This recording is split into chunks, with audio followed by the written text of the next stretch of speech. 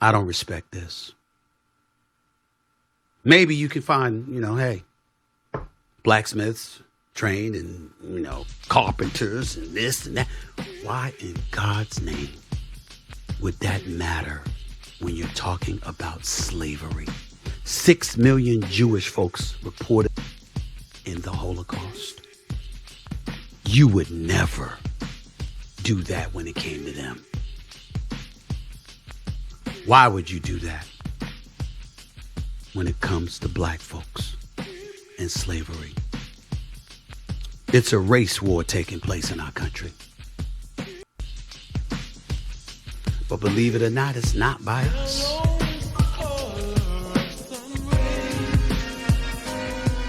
Welcome to the Dark Times channel. So here we go again, back with another one. And before I get started, make sure you guys go and hit that like button for me. And if you're not new to the channel and you enjoy the content on this channel, make sure you go ahead and hit that subscribe button for me as well. And so, as many of you already know, Governor DeSantis of Florida and other representatives within the state of Florida have decided to push and pass legislation requiring that middle school students, when learning about slavery, learn about it in the context that slavery was beneficial to so-called black Americans. Thank God for slavery. I thank God for the crack house. If it wasn't for the crack house, come on somebody, God wouldn't have never been able to use me how he can use me now. And if it wasn't for slavery, I might be somewhere in Africa worshiping a tree. And so this is how Governor DeSantis can get away with passing this kind of legislation that he's attempted to pass and passed in the state of Florida. This is exactly how he can get away with it. When you have coons like this coming out of the so-called Christian church, thanking God for over 400 years of oppression, this is exactly how he can get away with it. And so this lady right here, who's going to be over the education in Florida, is a prime example of Stockholm syndrome. When you love your master, or who you perceive to be your master, more than you love yourself, more than you love your people, and you don't even know it. You think just because you have a roof over your head, air conditioning, shoes on your feet, fancy clothes on your back, an iPhone, an iPad, or whatever the case may be, you think that you're in a better condition because of technology and because of some advancements within society. Some advancements, by the way, that your people helped to create. And so because of this, people like this woman right here can't conceive of a world without those things and being in a good place and being happy and thriving in a world without those things. They can't conceive of a world where the advancements are on a whole nother level because they have no knowledge of history and they have no knowledge of self. But yet these are the exact people that they lift up to preside over education. And when I heard this lady speak, it reminded me of something. It reminded me of an old interview. But just in case you don't, I'm going to go ahead and let a quick clip play, and then I'll come back and chime in. People are rotten, and black people are just like them, because you've made them just exactly like you. They walk like you, they talk like you, everything they do is like you. They want to be you so much. They love your woman more than you do. They know your mind better than you. They wear your clothes. They've even learned to wear your shoes. You take them out of the jungle and you want to make them into a man. Why couldn't it be left to be God? Why you want to make them into a man? In the jungle, they were God. See, over here, everybody thinks them old black people are just dumb old colored folks. But they're not dumb old colored folks. They're very smart. They're very aware. And their capacity for fear is 3 times what yours is. To summarize what he was saying is you're out of place. You're not in your rightful position. Just because you can do something doesn't mean you're in the right position or in your right spot. I like to use analogies, so I'm gonna go ahead and use one in this instance. If Tom Brady, being a quarterback that he is, or being the quarterback that he was, if he was to line up at running back and try to play the position of a running back, he would get his ass lit up because he's not in his rightful position. He doesn't have an athletic bone in his body. All he can do is throw a football and hope that the offensive line blocks for him and hope that the receivers that he's throwing to will catch the ball. And so quite naturally, if he was to play running back, it would look ridiculous. He would have to work twice as hard, 4 times as hard, maybe 6 times as hard to try to fit in and to try to play the part. And it's the exact same thing for the so-called black man and woman. We've been led down this road of so-called Christianity, where a lot of people don't even realize that the God they worship is the devil. They don't even worship the Most High. And I know that might be very unpopular with a lot of you so-called Christians, because you don't study your Bible. You don't read your Bible. And even if you did, that's the only book you're reading. Like I always say, he who knows one book knows none. So-called black people don't realize who they are. They don't realize what they are. And I want to go ahead and play another clip with Stephen A. Smith. Stephen A. Smith continues to surprise me to some degree. Just when I think he won't go any further. Just when I think that he's kind of reached his limit and maybe he's going to reel it back in, he's starting to surprise me a little bit. And for some of y'all that think that I went too hard on Stephen A. Smith in the past, I've never gone that hard on Stephen A. Smith. I respect Stephen A. Smith.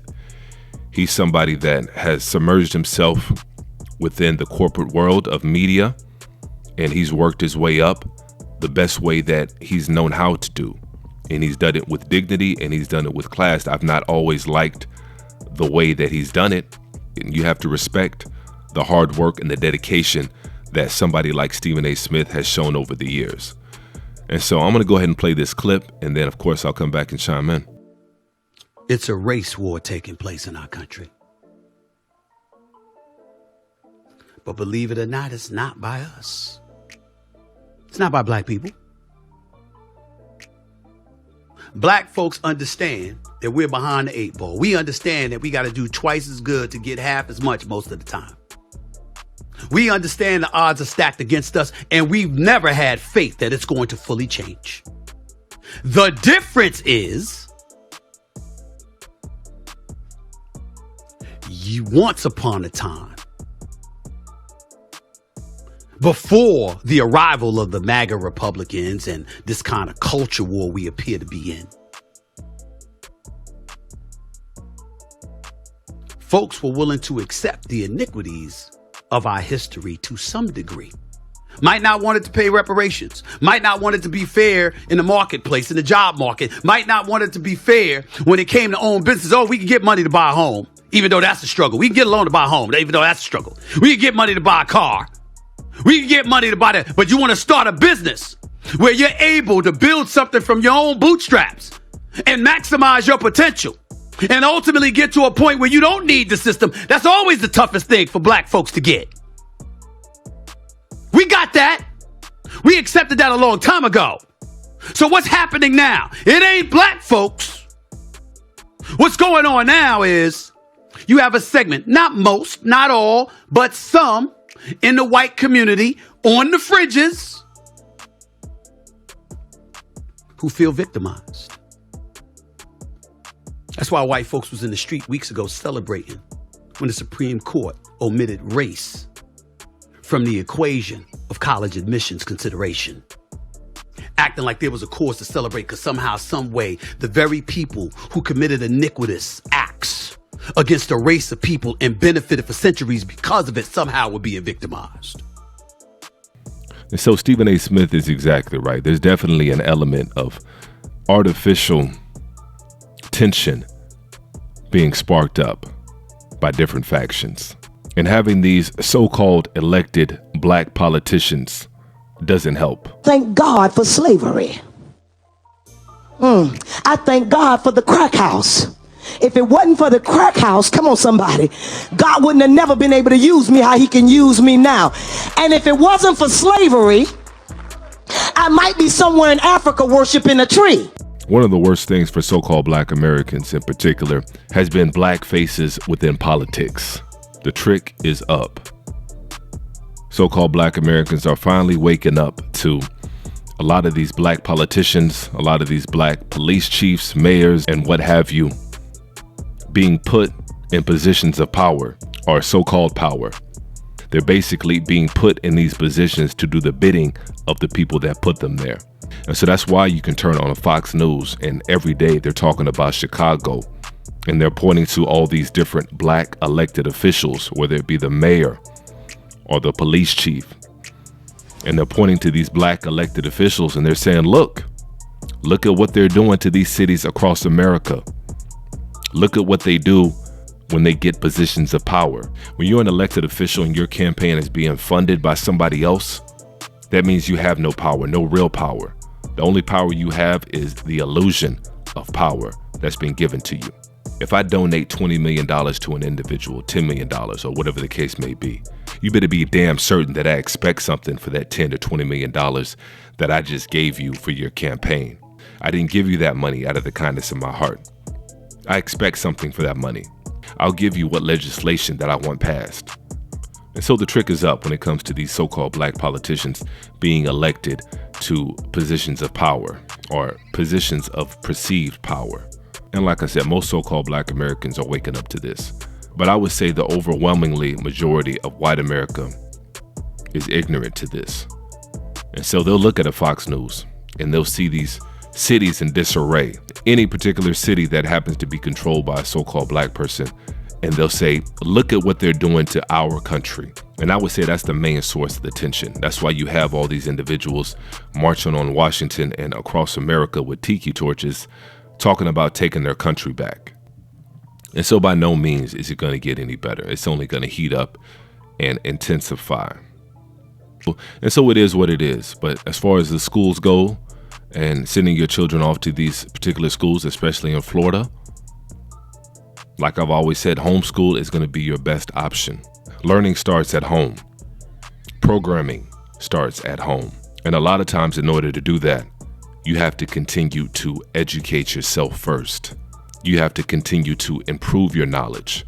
It tells you right there in your scriptures, my people suffer from a lack of knowledge.